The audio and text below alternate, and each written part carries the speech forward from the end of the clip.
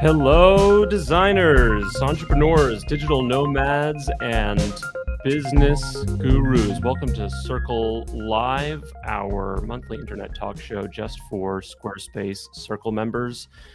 I am Sam Z, one of your community managers. And I'm Sarah G, another one of your community managers. And we have our colleague Taylor Lagoy managing the conversation in the chat. And Ariana Frederick is going to be sharing visuals.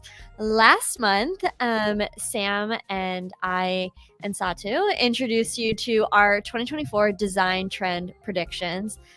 We took a quiz. I am subtle nostalgia. And I am analog. I'm actually going to put away my phone just because that's how analog I am. If you don't know what we're talking about, analog and subtle nostalgia, you can still catch up with the Design Trends quiz. It is on the Circle blog. I think Taylor is going to share the link to that in the chat. But today on Circle Live, we'll be engaging in a different kind of quiz. This one you can't take online because it's over.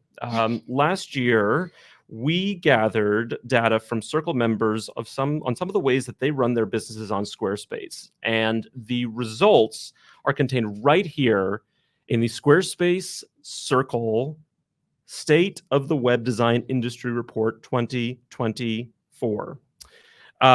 This is 18 pages of facts and findings that will help you understand what your fellow designers are doing on Squarespace. It covers prices, team sizes, even creative inspiration. Printing it out is optional. Did you print yours out, Sarah? No, was I supposed to do that? It's okay. I got you one because I'm analog after all. Oh my gosh, dream team. So much hard work has gone into this report, and it's already generated some great conversations online.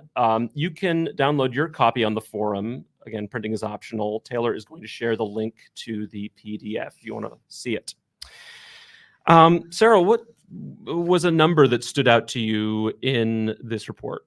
Yeah, I think the page that was most helpful to me right now and stood out to me the most was when we talked to folks about project pricing.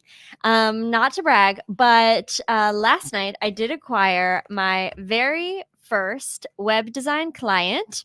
And Congratulations. Thank you so much. I feel like I'm finally able to participate in the conversation.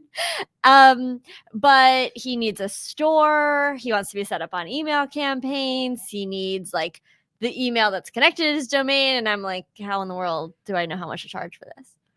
Fortunately, we just put out a report that I'm using as a handy reference. Great. Well, I'm glad it's been useful to you. I know it's already been useful to a lot of people in the community. And before we go to a quick ad break, I want to know from the audience. Did you read the report? What's a stat that stood out to you? Do the findings feel true to your experience, or do you see things in a different way? We want to know. As always, very curious for your input, and we'd love to see it in the chat. But to start, as always, today's Circle Live is brought to you by the Circle Referral Benefit Payment. With eligibility expansion to Rhode Island, Iowa, Nevada, and Kentucky, even more Circle members are able to earn. You can earn $200 for referring a new annual commerce website or $300 for a new annual digital product pro plan. You can also earn by referring new annual Acuity scheduling subscriptions and new annual email campaign subscriptions. Fans of the CRPB say it is one of the easiest partner programs to sign up for. You can start earning commissions by talking to your clients about the Squarespace products that can help grow their business.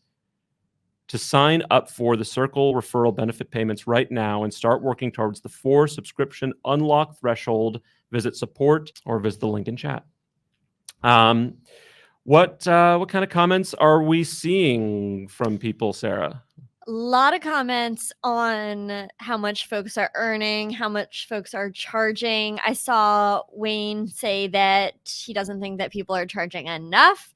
Christy was encouraged by the 11% of people that are making over $100,000 a year. Yeah, I think as we could have expected, the money was biggest part of the conversation. Definitely. And I'm sure we're going to dive much more into that today. We do have a Circle member here to talk to us about the Circle member perspective and to interact with some of these ideas that the folks are putting in chat. But before we go into that, I do want to give some background on the survey. We have with us here today Katherine Wernet, Squarespace's manager of B2B content marketing and strategy. Katherine, welcome to Circle Live. Oh, what a thrill to be here. Dreams come true, you know? I know. We've been talking to your people for a long time, and I'm so glad we finally got you on the show. Yeah, well, no one clearly took a look at my writer, but that's fine. That's fine. So you were deeply involved in developing this report. Tell us a little bit about the process and getting the results for this survey. Yeah, this was something, I've been at Squarespace for about a year now, and this was something that I came in like really hungry to do. Obviously, a lot of our Circle members are, freelancing. They're working in their own business from their home. And it seemed like there was a chance for us to shed a little light on like what's going on across the industry, give people some benchmarks, give them a sense of like, oh, wow, I'm really crushing it against my peers here. Or like, oh, people are charging more for this. I could do that too. So the thought behind this was, let's partner with OnePoll, which is a company that specializes in survey creation. And they helped us develop a survey so we wouldn't end up accidentally getting biased results or anything like that. We wrote out 29 survey questions with them. We surveyed 1,000 Circle members. And what I'm particularly proud of here is this was a global view. So we had over 20 countries represented. This isn't just specific to the US or the UK. This is really like people are responding from all over the world. And also the data is quite fresh here. So we did this in early November. And as we were sort of compiling the report and thinking about how do we want to frame this, we were really focused on main drivers of sustainable business. So yes, the money. People like need money to continue doing the work they're doing. And then creativity. We wanted people to feel creatively fulfilled, like this was work that meant something to them, that they were passionate about. And we just sort of hypothesized, okay, the high earners and the creatively fulfilled, they're probably different in some way from those who aren't making who are making far less money or who aren't feeling fulfilled. So what are those qualities and how can we kind of bring that to everyone? Well, this is great and great work on the report. Excited to dive in a little bit deeper with you. To keep the discussion going, let's bring in another voice from Squarespace, Jeremy Schwartz, Director of Channel Partner Business. Jeremy, welcome to Circle Live. Hi, thanks for having me. Good to be here. Welcome back to Circle Live. This is your second appearance. So the big takeaway from this report, to quote the report, is fulfillment and collaboration fuel success. Jeremy, you've been working at Squarespace for 10 years now. Does this finding surprise you about Circle members? It really does. And it's funny that you're asking me about this because I was thinking about what numbers I wanted to pull out to share. And this is one that really resonated with me. So Katherine's been here for a year. I've been at Squarespace. It'll be 11 years in May. And I think kind of one of the reasons why I'm here is because I think the work that we do feels really important and really valuable and really positive for the world. And it's super gratifying. And I won't say surprising because I talk to Circle members all the time to find that our community, the people we're trying to support are just, the vast majority feeling really good about the work that they're doing as web designers. And I think, Sam, you mentioned sustainability as a creative in the creative practice. That's kind of in our team's mission statement, as you know.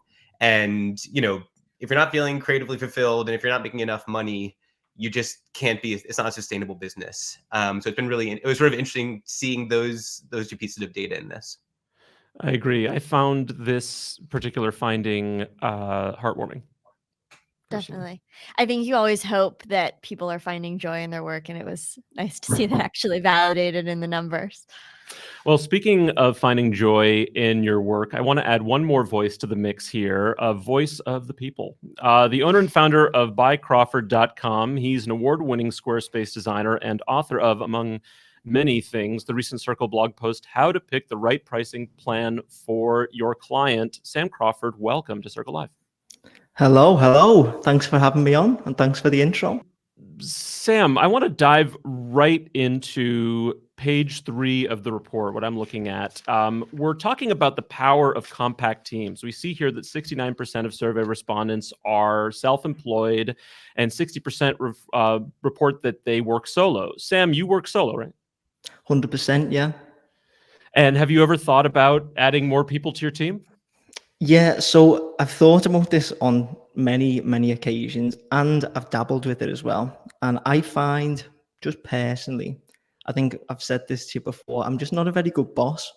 I think, I know that sounds terrible, but I think oftentimes I would rather just do it alone, because I have a specific vision for a client website, and then I find that difficult to pass on to someone else. I would rather just get it done, not have the stress of trying to manage a full team, and just churn through up to about 15 sites a month. And I find that I can do that with very little stress.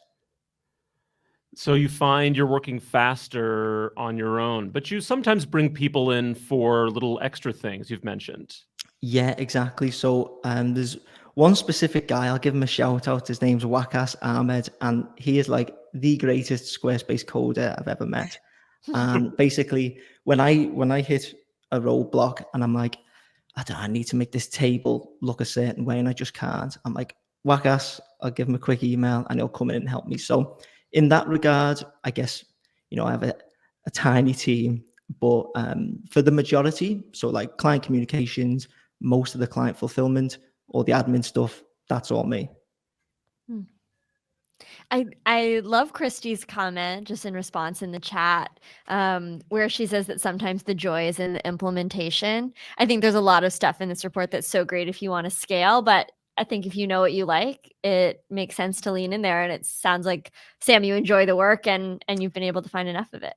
I think Christy's hit the nail on the head, because like every website that I get is pretty much different. If I was sat there like, I don't know, crunching numbers or something all day, I'd probably want to hire a team, because it would just be mind numbing. But I think Squarespace is quite unique in that it's quite rewarding, and you get a lot of challenges, and when you overcome them, it's like you get a buzz from it. And one thing, just to go back to the whole team thing, I find that when I'm managing or trying to manage a team and failing miserably, I spend as much time, if not more, trying to manage those people than if I just done it myself, found the solution, and got through the site. So I probably get through more websites on my own than if I was to hire a team. Fantastic. I sometimes feel that way as well. But sort of to spar with that a little bit, this line from Christine Neal, I am my own worst boss. I mean, I think that sometimes it's important to also know when to reach out to help, but I don't know how to ask for help until I know how to do it myself. That's what I often find. 100%.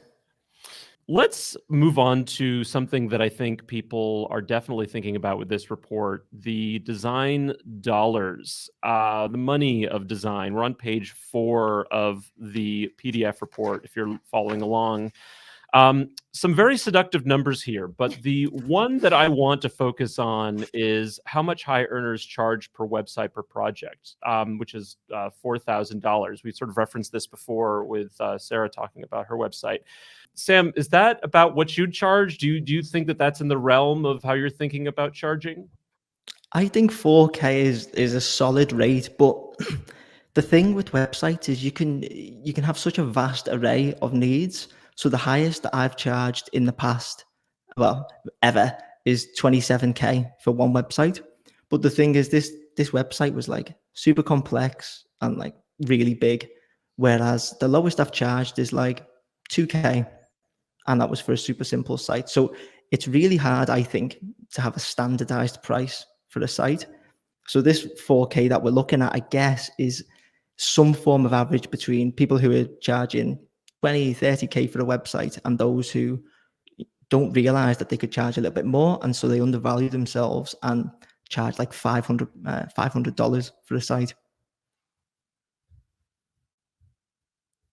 I think what was really interesting, Sam, is really the spread of the minimum price that people charge and the maximum price. And I think you're right that part of that is people maybe underselling their services and undervaluing it to some extent. But I also think it kind of speaks to the fact that people just have really different business models and different markets that they're going after, including doing it solo versus having whole teams. Yeah, don't get me started on the niche. The niche, I know I'm probably going to get like loads of flack in the chat for this. Sam, I do want you to get started on the niche. I think we want to hear your Let's go. Let's talk about it. We referred to niching down as the biggest challenge that most designers are facing. But in conversations with you, Sam, you sort of have a strong feelings about the concept of niching down. You want to talk about those? Yeah, I think that's an understatement. So basically, I think if you're a Squarespace designer, there's like zero need to niche. And now I've said that, everyone can attack me in the comments, but the reason why is because Squarespace itself is a niche, and it's a super powerful niche. If someone wants a Squarespace website, they know that they want a Squarespace web designer. And so they don't care that you're a Squarespace designer who B, only designs websites for gyms or for I always say Reiki practitioners. I don't know why I've got it in for Reiki practitioners, but like, a really specific niche of business. And so, because I've thought about this in the past, maybe I'll go just after lawyers or just after, I don't know, big businesses, whatever. And I realized every single site that I build has exactly the same building blocks. So it uses sections, and it uses blocks, and it uses some CSS and some HTML and some JavaScript if we get fancy. That's it. Every website on Squarespace is these building blocks, put the colors in, put the fonts in, make it look how the client wants. And if they have additional functionality, well, we can add that in because it's just a copy and paste into a code block. So it goes from being a strong niche to a pigeonhole, in my opinion. Sam, you prompted earlier for people to sort of say the facts that they thought was interesting. And someone mentioned that, people said that 75% of people said they got most of their leads from word of mouth.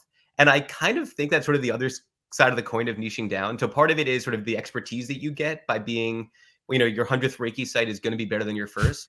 But also, once you've got 100 Reiki clients, the 101st is going to come no matter what you do.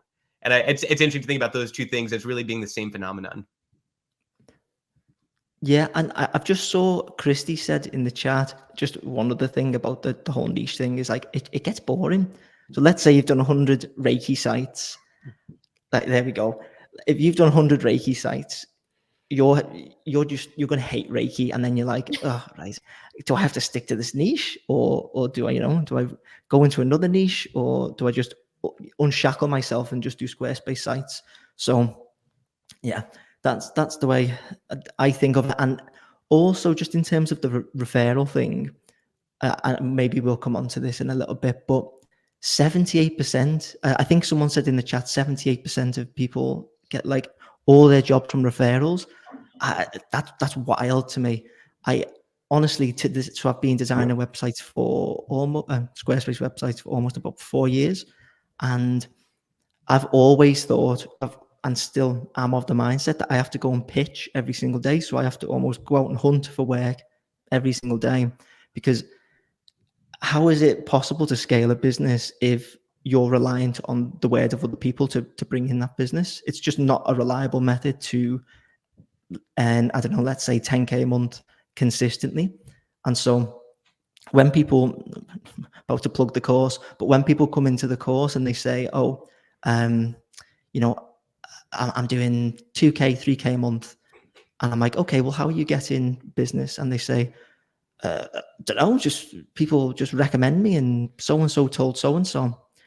And I think, I didn't realize it was so widespread. So I don't know if I can give some advice, but if you're just relying on referrals, I would first look on LinkedIn. One thing I do is I search Squarespace and go through every single Squarespace, every single post on LinkedIn that mentions Squarespace, and just look for people who are looking for a Squarespace site.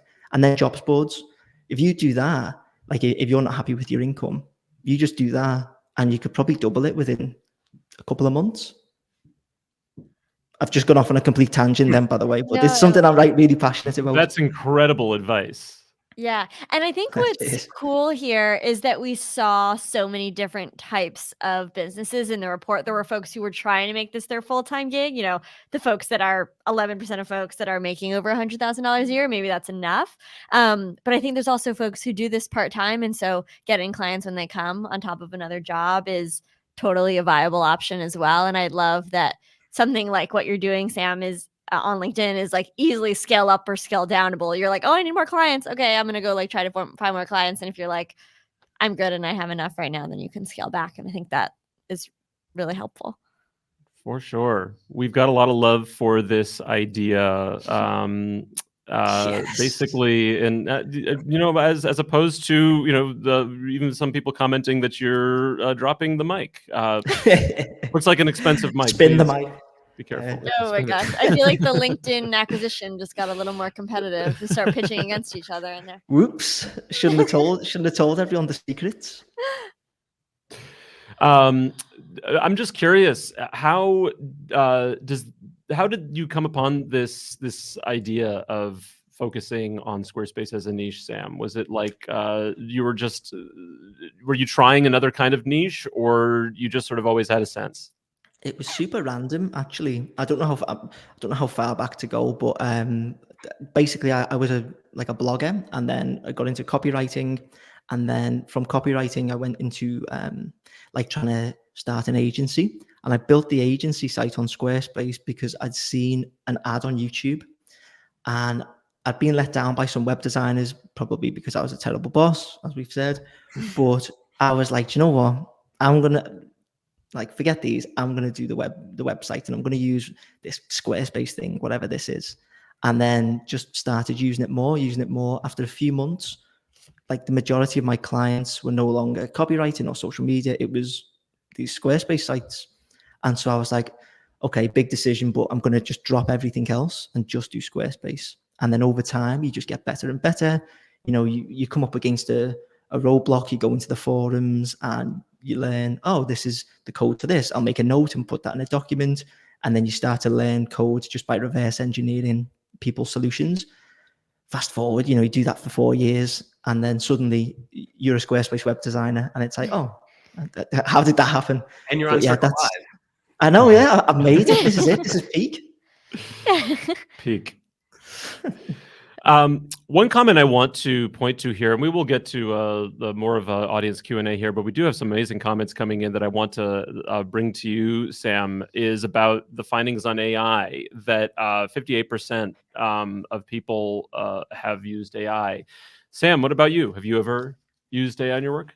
So I saw Dennis's 58% comment before, and I was trying to rack my brains. I was like, what AI are people using for Squarespace? All I know is like the AI generative text, and then that's it really. I think there's the AI builder for templates, and then I was thinking, well, what do we class as AI? Like I use an invoicing software and a proposal software. Is that AI? If so, then I'm in the 58%. But I'm not someone who goes into ChatGPT and says, ChatGPT, code me a hero section slider. I don't use it in that sense. Or I guess it's how you categorize it, really. How would you categorize it? Maybe this is my Pollyanna view on it, but I feel like, you know, there was a concern when sort of Squarespace was growing that it was going to replace web designers because it was just so easy and anybody could do it. And it turns out, and everybody on this call knows that for a million reasons and for, you know, thousands and thousands of dollars, people want someone else to do it. And that's sort of my hunch on some of the AI stuff, that giving a really good, you know, anyone can generate an image now, but generating the right image and a compelling image and on-brand image is a totally different question. And so I think it'll be really interesting to see how Circle members adopt, our copy tools, or, if they're sort of using generative AI for images or videos or things like that, how their expertise as sort of repeat players and repeat users of that really kind of becomes a benefit to their client, in the same way that them being sort of repeat users of Squarespace's software becomes a benefit to their client. Because sure, anyone could build a website on Squarespace, but I think we all know that if you know what you're doing, you could do an even more impactful job. 100%. I think if it's, I saw a thing a while ago and it was like, oh, people think AI is going to replace web designers, but the client needs to be able to give a clear brief for AI to do that. And I was like, yeah, because it's never going to replace us as designers, because we understand nuance and creativity and actually how to structure it, and we can go back and forth with the client. But that said, I would still like to use it as a tool. I'm not like, AI, like banish it. Like, it will be good to use as a tool. Again, depends how you categorize it, but I'm not there yet. Sorry, Wayne, I still use lorem ipsum, copy and paste that in. But I think if Squarespace did start to roll out more AI features, like integrated, great. Yeah. I also recall from our conversation with Sarah a bunch of Circle Lives back that it's a great starting place, and we know that getting content from clients can be really hard, and sometimes that can be something that holds up the site development process. And so I know we've started to hear about some designers who are using something, AI generated, just to hold the place for the design so that you can keep moving on your work while you're maybe waiting on something for the client. And that's maybe a helpful way to add it to your workflow that doesn't need to make it into the final production necessarily, but can keep you moving and maybe help you take on additional projects instead of needing to wait for your client. Definitely. We're going to pause on that idea for just a second. We're going to have a quick ad break. We'll be bringing back Katherine, Jeremy, and Sam for questions and answers in just a little bit. Audience, put your questions in the chat and we will bring them to the table. But for right now, quick message, very appropriate for what the conversation is we were just having. AI is everywhere. Maybe you've heard. Last year, Squarespace launched Squarespace AI, a native feature that allows you to create copy directly inside your Squarespace website. Maybe you've tried it. Even if you haven't, on February 22nd, you'll have the chance to try it with an expert. Becca Harpain, founder of Inside the Square and content maven, will be joining us online to lead a session in using Squarespace AI. You can create content, gather inspiration, just have some fun. Becca will be there to answer your questions and to give her top prompts for making Squarespace AI your new favorite coworker. It's all part of Circle Learn, our new event series just for Circle members. You can sign up on the forum calendar or on the link we're sharing in the chat and show notes. Let's bring back Sam Crawford and Katherine and Jeremy. Before we launch right into the Q&A, Sam Crawford, you vaguely referenced this before, but you do have an offer that you brought with you today about your course that you wanted to offer special to Circle members. You want to talk about that? I did indeed. Thank you. So for those that don't know, I run a paid course called Six Figure Design Club. That is sixfiguredesign.club. And I wanted to offer for the next 48 hours for everyone who's attending live, $1,000 discount. So if you head over to sixfiguredesign.club and you just put in the code CIRCLE, you get $1,000 discount. So this is literally like the only time I'm ever going to do a discount, and it's a pretty hefty one. So if you guys want to learn a little bit more about pitching, landing big jobs, and basically anything to do with scaling up towards six figures as a Squarespace designer, then feel free to take advantage of that. Fantastic. Sounds like a great offer. Let's go right into what we can learn from this conversation right now. Sarah, what questions look good to start with? Yeah. All right. So we're going to throw it up on the screen. Our first question. I think someone monitoring the chat is going to go ahead and do that for me. Okay. Yes. From Rosemary. Can someone, let's let's direct this question to Sam. Speak to how you talk about being a Squarespace designer when Squarespace is often marketed so that you don't need a designer because it's very easy to do on your own. Yeah, I mean, this is a difficult one because if someone has it in their head, I'll just do it. Like, I'll just do it myself. Then they're probably just going to do it themselves, and they don't see the value in what you bring. So what I try and do when I'm pitching for stuff is I never really cold approach somebody. So I will always look for a lead that is at least semi-warm. Let's just call it lukewarm. So I'll always meet them where they realize that they need a website, a Squarespace website, and they realize that they need someone to build it.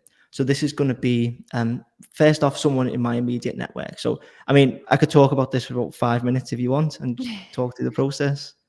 If you why wish. don't you take 60 seconds? Yeah. Sure. Okay. So I'll meet them either in private, like a private network, public network, LinkedIn, jobs board, SEO, blog posts. People who are landing on these, or people who are in at these stages, already know that they're not going to build their site themselves. They know that they need a web designer to do it. So it's not the perfect answer to this question, but I just avoid those people who want to do it themselves. I'll say I've, unlike Sarah G, I've never actually pitched to get a client, but I've thought a lot about, how do you think about Squarespace when we've been talking about it for 20 years as a do-it-yourself website builder, and now we're coming along and saying, but you should hire someone. And I've got a couple of sort of go-to metaphors or images that I use. So one is a hammer and a nail and a saw. Like, I know how to use those tools, but a carpenter's going to do a better job building shelves in my kitchen. It's not really about, can I literally use a tool? It's about, what can you do with it? And that's I think one thing. And then the other thing is, like, even when stuff is doable by yourself, it's sometimes easier or convenient to have someone else do it, right? So IKEA, you could do it yourself, or they bought TaskRabbit a few years ago because lots of people just don't want to. And I think kind of people really value their time, and I think they really value creative professionals, sort of strategic and sort of platform expertise, and recognize that it's not literally, can you put the button on there or can you add the photo? It's which ones and why, and what's your CTA, and what's your information architecture, and how does it all flow together for a user experience? And that's not really a thing a person can safely do by themselves. Totally. I think that's a great metaphor. All right, I think we can move on to our next question. For Katherine, as a multimedia journalist, I create mostly content and I'm beginning to design websites. What's the best way to monetize these skills? I feel like this chat and Sam are both filled with like expertise on actually having done this in the world of web design. What we see a lot of our circle members do is create content that really signals their expertise in web design. I know some folks have like created some video content around something that's giving people trouble in Squarespace, and that drives web design leads for them. Sam, I know you spend a good portion of your time creating blog posts, creating content for people generally. Like, how are you folding that into your business model? Yeah, so with the content, so Henry Purchased, Mr. SEO is in the chat here, and he was like, Sam, why are you doing this? There's no particular rhyme or reason. And I was like, Henry, just bear with me. So basically, my strategy is I just want to put out as much helpful content as possible. So my YouTube stuff and my blog stuff is just like, if I come across a problem with a client, or if I'm on the forum and I see someone with an issue and it gets solved, I'm like, okay, this deserves a proper home on a blog and then a video. So I'll just make a note throughout the week. And then every Monday, I just set aside 4 hours. And then I use Trello. So in Trello, I have a tab with a list in, and it says, okay, you need to record 3 YouTube videos. And then we're going to basically take the transcript, turn that into a blog. And then that's it. I don't have to worry about the content for the rest of the week. And I can just dedicate the rest of the week to getting new clients in, servicing current clients. And if any problems come up, just make a note in that Trello tab. And then I've got like tons of ideas, because a load of people this week have been asking me about, how do you come up with all these ideas? And it's not really anything, any witchcraft. It's just I'm solving problems that my clients have. As soon as I know how to do it, I'll help people do it. And I think what that does is it builds authority. So to just go to Larry's question, the best way of monetizing it is leveraging your skill as a writer or a multimedia journalist to create really engaging, helpful content that positions you as the authority. One of the things I found really interesting about the report is there's a question of like, kind of what else do you offer your clients besides web design? And Katherine started to jump on your line if you're going to bring up the same thing, but it's branding and logo, and you can see that really, the people on this chat and this community do all sorts of things. And the other thing I was going to bring up, and so like kind of you're not alone, Larry, as being a person who's doing not necessarily or primarily web design, but you have other skills you can provide your clients. And what I will point out though is, what else do you need? Squarespace has a email campaigns product. So your clients are going to need email marketing. Who's writing that copy? What's the sum and substance of that? We've got our new courses product. Talk about multimedia and sort of creating great content for your client.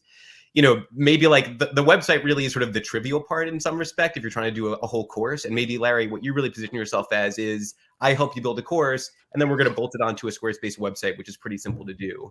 And really sort of you lead with the multimedia content creation that ends up living and being hosted on Squarespace sites or sent via emails on Squarespace or posted on blogs that are, and I think kind of reframe what you're leading with and have the website be the bolt-on as opposed to the primary might be another way to think about it. Love that. We have time for more I questions. think we have time for one more question. All right. From Hannah, how do you know the right estimate for a website project before you begin?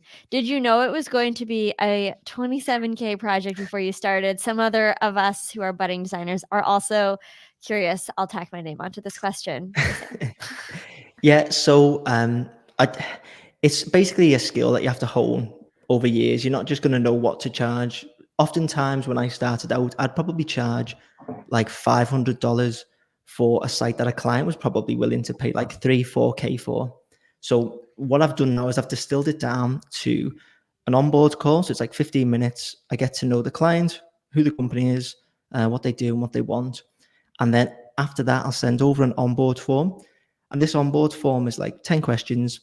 And based on those answers, I can price it up. So if the client on the call is like, what's the price going to be? I'm like, well, how long is a piece of string? The website is, all websites are different. I can't just give you an arbitrary figure. And so I always just say, I'll check out the form and I'll come back to you. And the way I work it out is, to be arbitrary again, it's amount of pages and amount of work needed to do. So for this 27K one, it was about 50 pages, I'd say. And they needed like a ton of search, like a search function through the blog. So like there was a plugin for that. And then I got Wackass to do like a ton of JavaScript for me as well.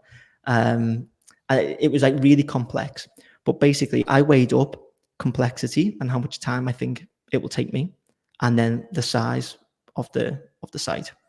Those two together, I have a rough estimate. I try to always come in a little bit less than what I think the client's got to spend as well, just to sweeten him. I think they probably had about 35K, but I was like, 27, that will do me. I'll come in at that. So honestly, it's more of an art than a science, I would say. Awesome. Is that all the time we have? This is a great conversation, and I wish we had all the time in the world to talk to all three of you. But learned so much today about different ways of thinking about niching down. Search Squarespace on LinkedIn. Any final takeaway for you, Sarah, that you want to point out? Just that I feel ready to go and tackle my own project. And I just love how we could see in the chat how there's so many different ways to run your business. And I think we had some really great tactical tips from Sam on how to grow. Completely agree. Well, we'll say goodbye to you each one by one. Jeremy, thank you so much for joining us again on Circle Live. Thanks for having me. I'll see you at the office. See you at the office. And Katherine, thank you for delivering such a beautiful report. Thank you. It's a thrill to be able to share it, and I love hearing Sam's thoughts on it. So thanks all.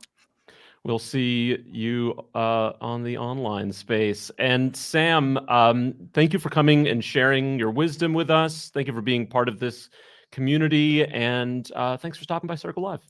Thank you very much for having me on. Thanks, Sam. I want to also thank our chat moderator, Taylor, and I want to thank our PAs, Ariana and Will. Circle State of the Web Design Community Report 2024. Go download it, break the internet, print it out or not. It's full of tons of great information. That is it for today's show. Thank you for sharing your questions with us, audience. And until next Circle Live, this is Sam Z. And I'm Sarah G. Reminding you that your aspect ratio depends on your perspective. Bye, everybody.